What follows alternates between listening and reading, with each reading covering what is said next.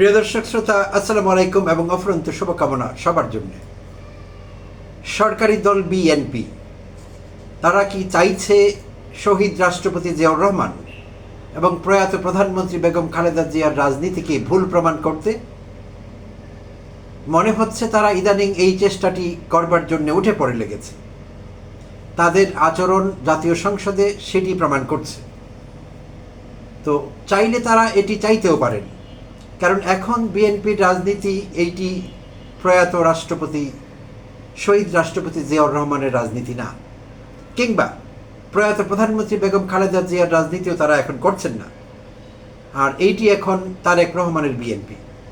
So চাইলে তারা এটি চাইতেও পারেন যে আগের আমাদের পূর্বসূরীরা এবং বিএনপির প্রতিষ্ঠাতা বিশেষভাবে জিয়াউর রহমান এবং তার মরহুমা মা বেগম খালেদা জিয়া তারা যেই রাজনীতি করতেন সেই রাজনীতিতে ভুল ছিল, তারা অনেকগুলো বড় ভুল করে গেছেন, সেইটি তারেক রহমানের বিএনপি শুধরাবার চেষ্টা করছে। তো চাইলে তারা এই বয়ানটি হাজির করতে পারে এখন প্রকাশ্যে এবং নতুন ধারার রাজনীতি করতে পারে, কিন্তু তারা সেটি বলেনি। আমরা আন্দাজ করছি। কেন আন্দাজ করছি? কারণ তাদের আচরণ আমাদের বাধ্য করছে। তাদের বক্তব্য, তাদের কথাবার্তা ইদানিং এইটি প্রমাণ করছে যে বিএনপি আলাদা হয়ে গেছে। এইটি নতুন বিএনপি, তারেক রহমানের বিএনপি। প্রিয় দর্শক শ্রোতা, কেন বলছি? কারণ সম্প্রতি জাতীয় সংসদে একটি আলাপি খুব উচ্চ কণ্ঠে ধ্বনিত হচ্ছে, সেটি হলো ৭১। ৭১-এ কার কি ভূমিকা, ৭১-এ জামায়াত ইসলাম কি করেছে, তাদের বিতর্কিত কিংবা নেতিবাচক ভূমিকা, আর বিএনপি বা এই দলটি কত বড় মুক্তিযোদ্ধা, মুক্তিযুদ্ধের কত বড় শক্তি, সেটি প্রমাণ করে। জাতীয় সংসদের দ্বিতীয় অধিবেশন চলছে। তো গতকাল ছিল ১৭তম দিন দ্বিতীয় অধিবেশনের। এই অধিবেশনের বেশিরভাগ জায়গাটি জুড়েই, প্রথম অধিবেশনও তো আমরা দেখেছি, শুধু ৭১ ঘুরে ফিরে চলে এসছে বারবার। ৭১ ইস্যুতে কথা বলছে বিএনপি। তাদের প্রতিপক্ষ সংসদের প্রধান বিরোধী দল জামায়াত ইসলামকে আক্রমণ করবার জন্যে এইটি তাদের সবচেয়ে বড় হাতিয়ার এখন। প্রিয় দর্শক শ্রোতা, অনেকেই ভাবছেন যে বিএনপি সংসদে কার্যকরভাবে জামায়াত যেভাবে সরকারি দলের যৌক্তিক বিরোধিতা করছে যোগ্যতার সঙ্গে, সেইটি বিএনপি কাউন্টার করতে পারছে না বুদ্ধিভিত্তিকভাবে। না পেরে ৭১-এর অস্ত্র তারা ব্যবহার করছে এখন জামায়াতের উপর, যত ঘন ঘন সম্ভব এবং যত বেশি বেশি সম্ভব। তো গতকাল তেমনি একটি দিন ছিল। গতকাল ছিল রোববার, ২৮ জুন। তো গতকাল জাতীয় সংসদে জামায়াতকে সাঁড়াশি আক্রমণ করেছিলেন বিএনপি দলীয় প্রভাবশালী দুই সদস্য, স্বরাষ্ট্রমন্ত্রী সালাউদ্দিন আহমেদ এবং এলজিআরডি বা স্থানীয় সরকার মন্ত্রী এবং একই সঙ্গে বিএনপির মহাসচিব মির্জা ফখরুল ইসলাম আলমগীর এমপি। তারা দুজন জামায়াতের উপর সাঁড়াশি আক্রমণ করেছিলেন। তো এক এক করে দেখব তারা কি বক্তব্য দিয়েছেন এবং তাদের বক্তব্য কতটা যুক্তিসঙ্গত ছিল, বা সেই বক্তব্যগুলো আদৌ গ্রহণযোগ্য কিনা, এবং সেই বক্তব্যের সঙ্গে শহীদ রাষ্ট্রপতি জিয়াউর রহমান এবং প্রয়াত প্রধানমন্ত্রী বেগম খালেদা জিয়ার রাজনীতির সঙ্গে কতটুকু সম্পর্ক আছে বা প্রাসঙ্গিকতা কতটুকু সেই রাজনীতির সঙ্গে, বিশ্লেষণে পরে আসছি। আগে তাদের বক্তব্যগুলো একটু দেখে নিই। সুপ্রিয় দর্শক, সালাউদ্দিন সাহেব কালকে বললেন ইতিহাসের যে অংশগুলো আপনাদের পক্ষে যায় না, অর্থাৎ জামায়াত ইসলামের এমপিদের উদ্দেশ্য করে তিনি বলছিলেন ইতিহাসের যে অংশগুলো আপনাদের পক্ষে যায় না সেগুলো ভুলে গেলে চলবে না। জামায়াতের ইতিহাস নিয়ে বিভ্রান্তি তৈরি করা হচ্ছে। বর্তমান নির্বাচনী ইশতেহারে ইসলামী রাষ্ট্র বা শরিয়া আইন প্রতিষ্ঠার কোনো প্রতিশ্রুতি নেই। ১৯৭৯ সালে শহীদ রাষ্ট্রপতি জিয়াউর রহমান ধর্মভিত্তিক রাজনীতির অনুমোদন দিলে আপনারা জামায়াত ইসলামী বাংলাদেশ হিসেবে রাজনীতি শুরু করেন। ১৯৭১-এ আপনাদের ভূমিকা সম্পর্কে আইনগতভাবেই ফয়সালা হয়ে গেছে। তৎকালীন জামায়াত ইসলামী মালিক সরকারের, পূর্ব পাকিস্তান সরকারের মন্ত্রিসভার জামায়াতের ২ নেতা ছিল। প্রিয় দর্শক শ্রোতা, এই ছিল জামায়াতকে কাবু করবার, জামায়াতকে ঘায়েল করবার স্বরাষ্ট্রমন্ত্রীর বক্তব্য। তো তার বক্তব্যটি একটু বিশ্লেষণ করা যাক। তিনি বলছিলেন ইতিহাসের যে অংশগুলো আপনাদের পক্ষে যায় না সেগুলো ভুলে গেলে চলবে না। আচ্ছা, স্বাধীনতা যুদ্ধ কিংবা মুক্তিযুদ্ধে বিরোধিতা করা জামায়াতের জন্য সেইটি একটি অ্যাকিলিস হিল, কিংবা তাদের জন্য একটি ডিস্টার্বিং জায়গা। তো সেই জায়গা তো তারা ভুলে থাকতেই চাইবে, তারা কেন বারবার এটি মনে করবে? সালাউদ্দিন সাহেবরা মনে করে দিতে পারেন তাদের প্রতিপক্ষ হিসেবে, কিংবা তাদেরকে মোকাবেলা করবার বুদ্ধিভিত্তিক রাস্তা হারিয়ে ফেললে। জামায়াত কেন মনে করবে সেটি বারবার? কোনো কারণ আছে কি? নেই। আচ্ছা, জামায়াতের ইতিহাস নিয়ে বিভ্রান্তি তৈরি করা হচ্ছে। তিনি বললেন যে তাদের নির্বাচনী ইশতেহারে জামায়াত শরিয়া ভিত্তিক রাষ্ট্র কায়েম করবে, জামায়াত আইনের শাসন প্রতিষ্ঠা করবে, জামায়াত ধর্মীয় শাসন প্রতিষ্ঠা করবে, ইসলামিক অর্থনীতি চালু করবে, এইসব বিষয়ে কোনো বক্তব্য নেই তিনি বললেন। আমি ধরে নিলাম তার কথাগুলো আক্ষরিকভাবে সত্যি। তো সেইটি তো জামায়াতের রাজনীতি, বিএনপির রাজনীতি না। আর এই যে ইশতেহারে সেগুলো ছিল না, তাহলে এই অসম্পূর্ণ ইশতেহার নিয়েই কিন্তু তারা ত্রয়োদশ জাতীয় সংসদের নির্বাচনের আগে প্রচারণা চালিয়েছেন। তারই কথা যে ইশতেহারে এগুলো নেই। তো সেই অসম্পূর্ণ ইশতেহার জামায়াতের ছিল, সেটির ভিত্তিতে তারা নির্বাচনী প্রচারণা চালিয়েছিলেন। আর জনগণ তাদেরকে যে 68 আসনে ভোট দিয়ে প্রধান বিরোধী দল বানিয়েছে, সে অসম্পূর্ণ ইশতেহারের উপরেই সেটি ঘটেছে।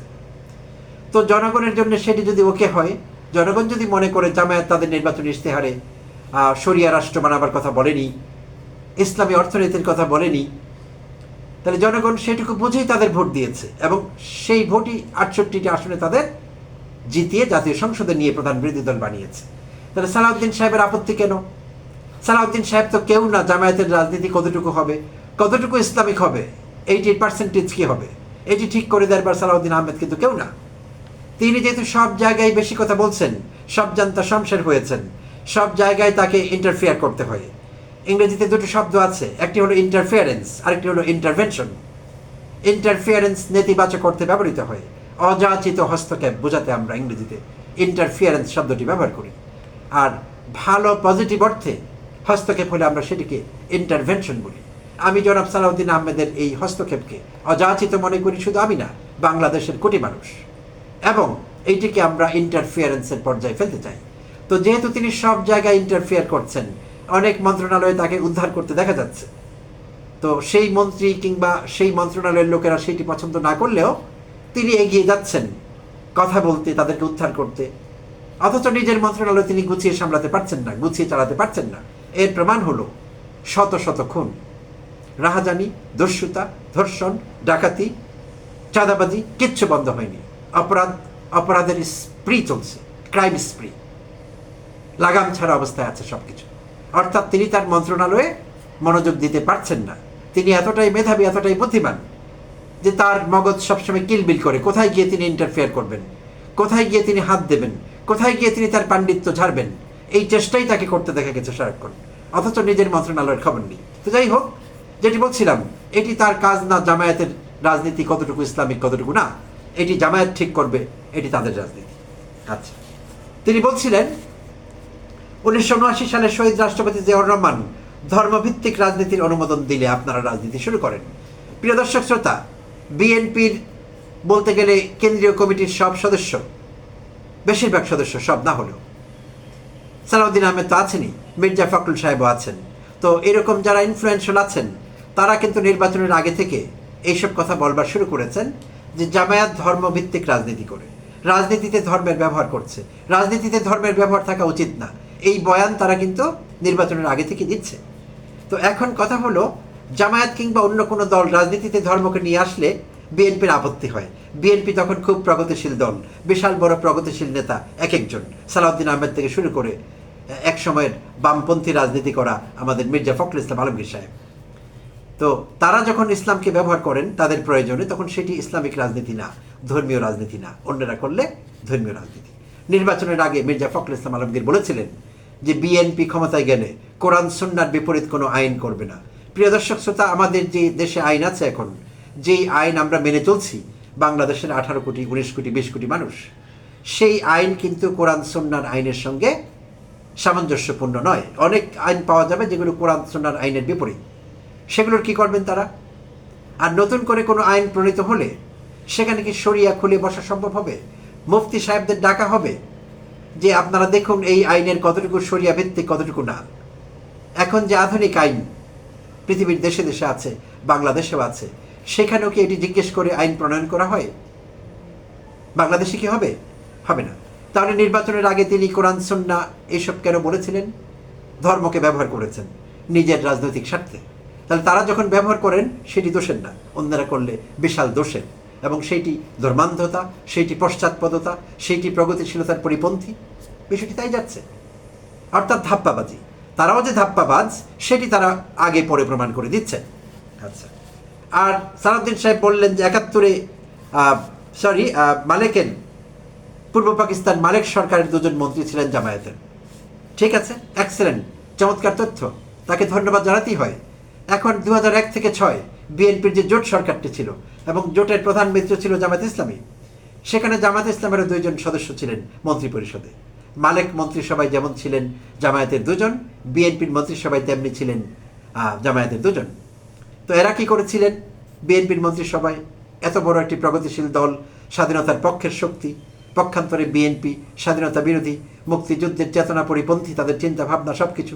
তারা কেন ছিলেন বিএনপির মন্ত্রিসভায়? একটি কারণ, রাজনৈতিক কারণ, অর্থাৎ রাজনৈতিক বেনিফিট তাদের নিতে হয়েছে জামায়াতের সদস্যদের মন্ত্রী বানিয়ে। তবে এটি একটি ইন্টারেস্টিং ব্যাপার যে এই দুই মন্ত্রীর মন্ত্রণালয় বলতে গেলে দুর্নীতিমুক্ত ছিল। এই দুটো মন্ত্রণালয় ভালো শাসন করেছে, গুড গভর্নেন্স সেখানে দেখা গেছে। বিএনপি পরিচালিত কিংবা বিএনপির মন্ত্রীরা যেসব মন্ত্রণালয় ম্যানেজ করেছেন তারা ল্যাজে গোবরে করেছেন, চুরি করেছেন, ডাকাতি করেছেন, লুট করেছেন দেশের অর্থ অনেকেই, এবং পরবর্তীতে তারা সেগুলোর মাসুলও দিয়েছেন অনেক দিন ধরে বিভিন্নভাবে। তো এগুলো সত্যি কথা। আর তারা যদি সুশাসন করতেন, গুড গভর্নেন্স থাকতো, তাহলে তাদের সরকার হারাতে হয় না। 111 এই দেশে হয় না। শুধু আওয়ামী লীগের কারণে 111 হয়নি, আওয়ামী এবং বিএনপি এই দুই লুটেরা দলের কারণে এই দেশে 111 হয়েছে, না হলে কখনই হতো না। এই সত্য যাতে তারা ভুলে না যান। আচ্ছা, এইবার আসবো মির্জা ফখরুল সাহেবের বক্তব্যে। তিনি শুরু করেছিলেন 71-এর ভূমিকার জন্য জামায়াত এখনো ক্ষমা চায়নি, সময় আছে। তিনি বলছেন, তাদের অ্যাডভাইস করছেন, সময় আছে এখনো, ভেবে দেখুন। মহান মুক্তিযুদ্ধের ভূমিকার জন্য জামায়াত ইসলামীকে জাতির কাছে ক্ষমা চাওয়ার আহ্বান জানান তিনি। আচ্ছা, আপনাদের নেতা গোলাম আজম বলেছিলেন 71-এ আমরা ভুল করি নাই, সেই জন্য তিনি এখন তাদেরকে ক্ষমা চাইতে বলছেন। তিনি বলছেন 71 সম্পর্কে ভেবে চিনতে দেখতে পারেন, এখনো সময় আছে। আপনারা পরিষ্কার করে বলেননি ক্ষমা চেয়েছেন কিনা, আমি আজ পর্যন্ত শুনিনি, কেউ শুনেনি। আচ্ছা, প্রিয় দর্শক শ্রোতা, খুব মজার। গোলাম আজম বলেছিলেন যে তিনি 71-এ ভুল করেননি। তাহলে সেই গোলাম আজমের দলকে নিয়ে বেগম খালেদা জিয়া রাজনীতি করেছিলেন কেন? সেই গোলাম আজমের বাংলাদেশে প্রত্যাবর্তন সহজ করে দিয়েছিলেন শহীদ রাষ্ট্রপতি জিয়াউর রহমান কেন? জিয়াউর রহমানের শৈথিল্যে গোলাম আজম দেশে আসতে পেরেছিলেন। শুধু গোলাম আজম নন, শাহ আজিজুর রহমানকে 1979 থেকে 82 পর্যন্ত প্রধানমন্ত্রীর পদ অলঙ্কৃত করতে দেওয়া হয়েছিল। কে করেছিলেন? জিয়াউর রহমান, শহীদ রাষ্ট্রপতি। আব্দুস সবুর খান, তাকে রাজনীতিতে পুনর্বাসন কে করেছিল? তিনি রাজনীতিতে আবার সক্রিয় হয়েছিলেন কার কারণে, কার বদান্যতায়, কার সৌজন্যে? শহীদ রাষ্ট্রপতি জিয়াউর রহমান। মাওলানা আব্দুল মান্নানের মতো লোক রাজনীতিতে পুনর্বাসিত হয়েছিলেন কার কল্যাণে, কার সৌজন্যে, কার কার্টিসিতে? শহীদ রাষ্ট্রপতি জিয়াউর রহমান। আর বেগম খালেদা জিয়া 4 দলীয় জোটের নির্বাচনের আগে, 2001-এর আগে নির্বাচনী প্রচারণায় জামায়াত সম্পর্কে কি বলেছিলেন, ছোট্ট করে তার দুটো বক্তব্য আপনাদের সঙ্গে শেয়ার করব। জামায়াত আমাদের রাজনৈতিক মিত্র, গণতন্ত্র পুনঃপ্রতিষ্ঠার আন্দোলনে আমরা একসঙ্গে কাজ করছি। বেগম খালেদা জিয়া 2001-এর নির্বাচনী প্রচারণায় এই ছিল তার বক্তব্যের একটি অংশ। একই নির্বাচনী প্রচারণায় তার বক্তব্যের আরেকটি অংশ, 4 দলীয় জোটের সব শরিকের প্রার্থীকে ভোট দিন, আমরা ঐক্যবদ্ধভাবে দেশ পরিচালনা করব। সেখানে কি দেখতে পাচ্ছি? জামায়াতের সঙ্গে মিলে ঝুলে রাজনীতি। তখনও তো গোলাম আজমের সেই বক্তব্য প্রত্যাহার করা হয়নি যে তিনি মুক্তিযুদ্ধের সময়, স্বাধীনতা যুদ্ধের সময় পাকিস্তান পন্থা অবলম্বন করে বাংলাদেশের বিরোধিতা করে ভুল করেননি। যে স্টেটমেন্ট আমাদের মনে করিয়ে দিলেন মির্জা ফখরুল ইসলাম আলমগীর, তখন তো জামায়াতের স্ট্যান্ড সেটিই ছিল তখন পর্যন্ত। তাহলে তখন কিভাবে শুদ্ধ ছিল জামায়াতকে নিয়ে রাজনীতি করা বেগম খালেদা জিয়ার জন্যে? কিংবা শহীদ রাষ্ট্রপতি জিয়াউর রহমান, শাহ আজিজুর রহমানকে আন্তর্জাতিকভাবে তিনি পরিচিতি ছিলেন, তার পরিচিতি ছিল বাংলাদেশের মুক্তিযুদ্ধ বিরোধিতায়। শুধু জামায়াত বা ধর্মভিত্তিক দলগুলো কিংবা লোকেরা স্বাধীনতা যুদ্ধের বিরোধিতা করেছে তাই না, অন্যরাও করেছে। তথাকথিত প্রগতিশীল বামরাও কিন্তু করেছে। চায়না কমিউনিস্টরা, চাইনিজপন্থী যারা কমিউনিস্ট আছেন তারাও কিন্তু আমাদের স্বাধীনতা যুদ্ধের বিরোধিতা করেছে। তো তাদের কথা কিন্তু আমরা খুব একটা শুনতে পাই না, আলোচনায় তারা আসেন না, শুধু জামায়াত আলোচনায় আসে। আর যখন তাদের জোট, যখন বিএনপির সঙ্গে ছিল জামায়াত, তখন কোনো সমস্যা হয়নি। সঙ্গে ছিল বলে তখন তারা ছিল সঙ্গী, এখন তারা সঙ্গে নেই বলে তারা এখন জঙ্গি। একথাই প্রমাণ করবার চেষ্টা করছে বিএনপি এবং এর সিনিয়র নেতারা। তো লক্ষণ ভালো দেখছি না প্রিয় দর্শক শ্রোতা, এটি খুব লজ্জা, খুব দুঃখজনক। পরিস্থিতি যেদিকে যাচ্ছে, বিএনপিকে সঠিক রাজনীতির চর্চা করতে হবে। বিরোধী দলের যে যৌক্তিক সমালোচনাগুলো আছে, বুদ্ধিবৃত্তিকভাবে মোকাবেলা করতে হবে, যোগ্যতার সঙ্গে সেগুলোর উত্তর দিতে হবে এবং সমালোচনা মেনেই নিতে হবে, কারণ বিরোধী দল সমালোচনা করবে, কখনো কাজেও করবে, কখনো কাজ ছাড়াও করতে পারে। তো সেইটির মোকাবেলা করতে হবে বুদ্ধিবৃত্তিকভাবে, ইন্টেলেকচুয়ালি। এইভাবে ৭১ ইস্যুকে বারবার টেনে এনে সেটি করা চলবে না। ইতিমধ্যে লেবু অনেক তেতো হয়ে গেছে, অনেক চিপা হয়ে গেছে, ভয়ঙ্কর পর্যায়ে চলে যাচ্ছে বিষয়টি। এবং দেশের মানুষ যে এগুলো ভালো চোখে দেখছেন না, সেইটি বিএনপি তাদের বুঝবার মতো, বিএনপিতে একজনও কেউ আছেন কি না যার ব্রেন কাজ করে, যে দেশের মানুষ এইসব কারণে হাসিনার উপর বিরক্ত হয়ে হাসিনাকে জয় বাংলা করেছিল। হাসিনা মুক্তিযুদ্ধ কার্ড বেশি বেশি খেলেছিলেন। সো এই কার্ড আর খেললে পরিস্থিতি ভয়ঙ্কর হতে পারে। আমরা চাই না বিএনপির অকাল বিদায়, কিন্তু বিএনপি নিজেই যদি তাদের বিদায় ডেকে আনে, আমাদের কি করবার থাকবে প্রিয় দর্শক শ্রোতা? লক্ষণ ভালো দেখছি না, মোটেই না। আর জাতীয় সংসদে বলবার মতো অনেক কথা আছে। আমাদের এখন গ্যাসের ক্রাইসিস, বিদ্যুতের ক্রাইসিস, পানির ক্রাইসিস, আইন শৃঙ্খলা পরিস্থিতির চরম অবনতি, দ্রব্যমূল্যের ঊর্ধ্বগতির কারণে মানুষের নাবিশ্বাস, সব কিছু মিলিয়ে সংসদে কথা বলার জন্য মিলিয়ন টপিক পাওয়া যাবে। প্রতিদিন আমরা এই ধাপ্পাবাজি, আমরা এই বাটপারি, আমরা এই প্রতারণা, মুক্তিযুদ্ধকে ঊর্ধ্বে তুলে ধরার নামে, ৭১কে আপহোল্ড করবার নামে এই বাটপারি আমরা চাই না। মিনিটে ৩.৫ লক্ষ টাকা খরচ করে এই সংসদীয় বাটপারি কিংবা সংসদীয় রঙ্গ কিংবা সংসদীয় তামাশা বন্ধ করতে হবে। Enough is enough. প্রিয় দর্শক শ্রোতা, অনেক অনেক ধন্যবাদ জানবেন সঙ্গে থাকবার জন্য।